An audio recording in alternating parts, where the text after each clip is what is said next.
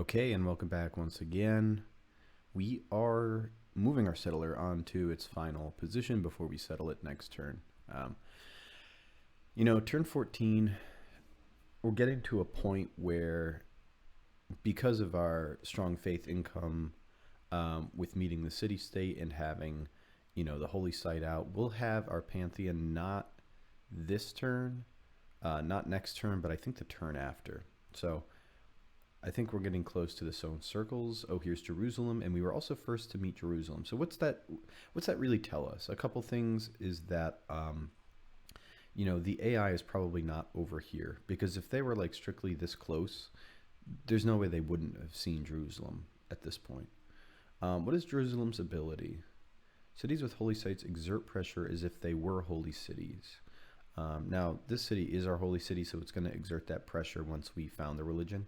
But anywhere else we build a holy site will also exert that sort of pressure. That's pretty cool. That is only if we have 3 envoys with them and the other player doesn't have more envoys with them. Neither of these are particularly helpful for what exactly we want to do, and that's just kind of like luck of the draw. I could have been more specific about which city states exactly showed up, like the ones that really boost the missionaries or the apostles and their ability to spread religion. Boy, I'm bummed that I haven't been able to reveal a spot in between yet. But yeah, next couple turns, we're going to... Oh, you know what, though?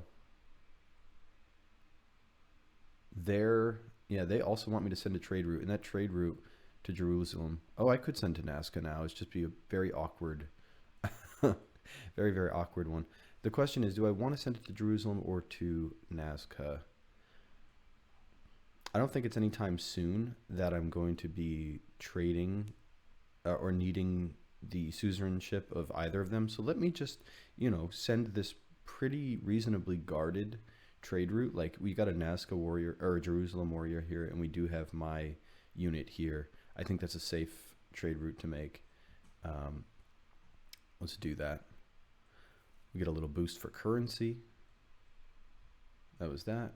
Yep, we got an envoy with them. So now we have 2 envoys with them. The next time we have an envoy to spend, we'll probably send it to them so that we can get a suzerainty of them, and that will give us era score. That'll be pretty cool. Let's see, if they improve this tile, we'll get access to that luxury as well if we're the suzerain of them. Or the city state. Yeah. Okay, so all of that is just the city state. Can we attack here for a reasonable amount of damage? I think that's just not safe enough. We'll fortify for 1 more turn.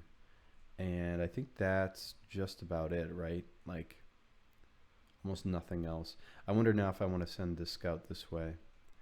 But what that's telling me is it's very likely now, like, that we've met 2 city-states on either side of us. Neither of them had first meet the computer player. It's very likely that the computer player is on a different continent. That's why settling this coastal city is actually kind of a big deal. It will boost sailing, which it means that it'll take fewer turns to research it. And what we'll probably want to do is improve 2 sea resources. We can do that in our capital. Owning 2 galleys, which we'll definitely want to do, will be super important too. And then building 2 harbors. And this is just things we'll want to do to boost our science game. And that tells me too, we might really just want to build a couple more cities. Like building another city on the coast over here might be cool.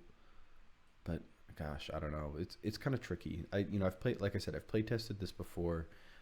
In some cases, this just turns into a matter of, can we get the science game ramping early enough so that we actually get a quick enough win by being able to like cross the water. But we'll see. Like, if we can get to the opponent using just these shallow water tiles, we won't have to go all the way into cartography. That would be kind of a pain, and it'd be nice to if we could avoid that. Who knows? Maybe in the next episode we'll see a friendly galley show up from the other civilization. Speaking of which, 76. So we'll be able to at least have the option of hiring a Byreme next turn. And right now it would appear outside of our capital. We should see though if it would change and instead show up here. If it does, I think we could postpone getting that builder out. I think getting the builder out is huge, but we can start building a builder in this city and just like buy a galley and start exploring, and even just defending this coastline with a galley is super, super good. So that's all in the cards for next episode. And actually, having met that city state, we now earn 3 faith per turn. I think we'll have the faith accumulated for a Pantheon next turn. And I forget how the mechanics work. We might not earn it next turn, but we'll definitely have it the turn after. So keep an eye out for that. And thanks for watching. I'll see you next time.